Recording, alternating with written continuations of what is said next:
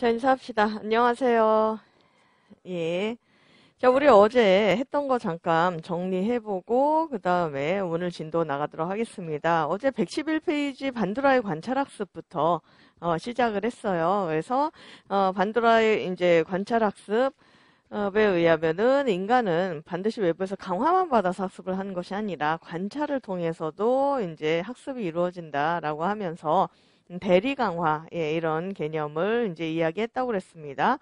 어, 반드라에 의하면 관찰학습의 과정은 주의 집중 파지 재생 동기화하기 네 단계로 이루어진다라고 이제 우리가 배웠고요. 그다음에 인지주의 학습 이론에서는 정보 처리 이론이 이제 굉장히 중요하다라고 말씀을 드렸어요. 그래서 감각기억, 단기기억, 장기기억 세 기억의 특징 배웠던 거 기억나실 겁니다. 그래서 감각기억 같은 경우는 한 번에 한 가지 양식의 정보를 처리하는 특징을 가지고 있고, 단기기억 같은 경우는 정보가 머무는 시간과 용량에 제한이 있었죠. 7 플러스 마이너스 2 청크의 용량 제한이 있었고, 하지만 그 용량을 좀 더 가변하게 늘려서 쓸 수 있는 방법으로 자동성 그리고 청킹, 결집 두 가지가 있었어요. 그 다음에 장기 기억 같은 경우는 정보가 머무는 용량과 이제 시간에 제한이 없는 게 특징이었는데, 다만 정보가 이제 저장이 네트워크를 이루고 있기 때문에 이해를 하고 이제 외우는 것이 중요하다라고 배웠습니다. 감각 기억에서 단기 기억으로 넘어가기 위해서는 주의 집중이 필요하고, 단기 기억에서 정보를 장기 기억으로 넘기기 위해서는 이제 시연을 하거나 부호화를 하는 것이 중요한데, 부호화 전략으로는 정교화, 조직화 두 가지 전략이 있었죠. 장기 기억에 저장된 정보를 기억해내기 위해서는 우리가 단기 기억으로 빼내서 인출을 해야 되는데, 그 인출과 관련해서는 부호화 특수성 이론이라는 거 있었습니다.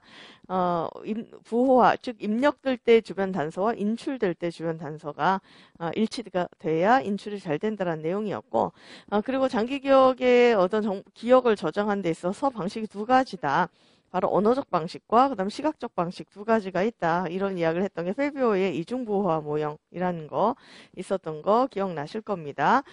그 외 기타 이제 뭐 설빙이라고 하는 사람은 뭐 중다기억 체계라고 해서 이제 장기 기억에 들어가 있는 저장되어 있는 기억은 크게 이제 서술 기억과 절차 기억으로, 서술 기억은 다시 의미 기억과 일하 기억은 나뉜다라고 이제 주장을 했고, 그 외에 기타 이제 우리가 이제 제대로 인출을 하기 위해서 필요한 것으로, 예를 들어서 뭐 무드, 정서망 이론 뭐 이런 것들이 있었죠. 그래서 분위기 같은 것들이 이제 좌우한다든가, 도식과 스크립트 이런 거 있었습니다. 그래서 도식에 막 일치되는 것은 잘 기억을 한다. 이런 내용들 배웠던 거 기억나실 겁니다. 그 다음에 망각과 관련해서 배웠을 때는 우리 이제 망각의 원인 해가지고 한 5가지 이론이 있는데, 사실 망각은 그닥 시험에 물어본 적이 거의 없어요. 그래서 나올 가능성이 상당히 낮고, 이에 비해서 이제 전이의 개념과 그 다음에 이론 배웠던 거 기억나실 겁니다. 전이는 어떤 A 상황에서, 어떤 하나의 상황에서 배운 내용을 다른 상황에 적용할 수 있는 능력이라고 했는데, 전이를 설명할 수 있는 이론으로 형식도야설, 동일요소설, 일반화설, 그 다음에 형태의 조설 네 가지가 있었죠. 그래서 형식도야설에 의하면 인간의 기본적인 정신 능력을 개발해야 그것이 전이 능력 향상에 도움이 된다. 교과의 학습을 통해서 이런 이야기를 한다면, 동일요소설 같은 경우는 요소설은 선행학습과 후행학습 사이에 동일한 요소가 많아야 전이가 잘 이루어진다라는 거고, 일반화설 같은 경우는 일반적 원리나 법칙을 이제 알았을 때 전이를 할 수가 있다.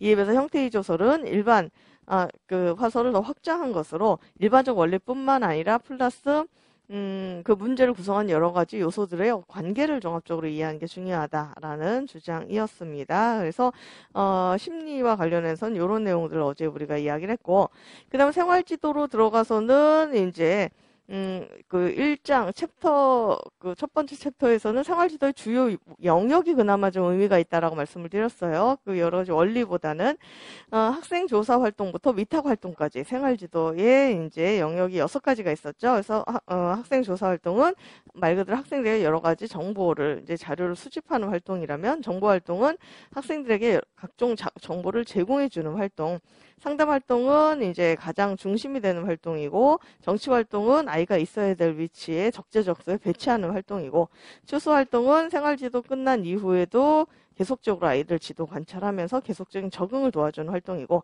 위탁 활동은 이제 보다 전문적인 도움을 필요로 하는 아이들에게 전문가에게 위탁을 해서 도움을 받을 수 있도록 하는 활동이었다.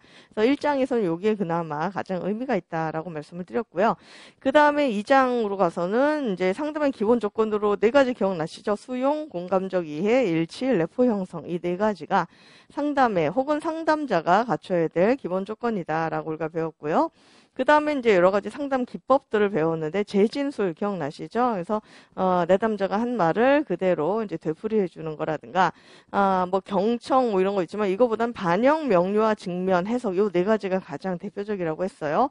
그래서 반영은 내담자의 말에 표현되는 특히 감정을 상담자가 다른 말로 이제 구현해 주는 거라면 명료화는 내담자의 말 속에 있긴 하지만 좀 불분명한 부분을 이제 상담자가 명확하게 해주는 거고 직면 같은 경우는 내담자가 모르고 있거나 아니면 인정하기를 거부하는 생각이나 느낌, 감정 이런 것들을 뭔가 이렇게 끄집어내서 그거를 이제 마주치게 맞닥뜨리게 하는 방법이고 해석 같은 경우는 이제 내담자가 말한 내용에 이제 상담자가 새로운 어떤 관련성을 부여하고 새로운 의미를 부여해 주는 것이 바로 해석이다.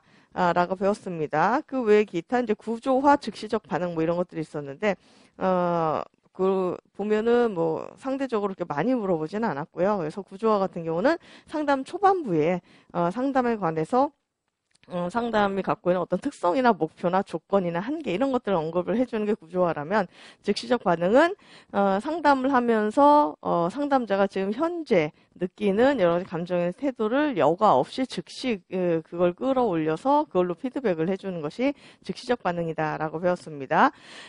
그 외 그 뒤에 152페이지서부터는 상담 면접의 기술 해가지고 나와 있는 것들 결국 같은 그 면접의 기술인데 다만 구체적으로 대화의 형태로 어떻게 하는가를 우리가 이제 배웠었죠. 그래서 반영 같은 경우는 말 그대로 반드시 그 아이의 감정을 이제 읽어내 주는 것이 들어가는 게 반영이라면 명료화 같은 경우는 그 아이의 말을 명확히 해야 되기 때문에 그 말을 뭐 다시 해달라든가 네가 한 그 부분 말의 그 부분이 불분명한데 뭐 좀 더 정확하게 얘기를 해달라든가 이런 식으로 이제 나오는 것이 바로 명료화. 이에 비해서 직면 같은 경우는 주로 어떤 식으로 대화가 나온다고요?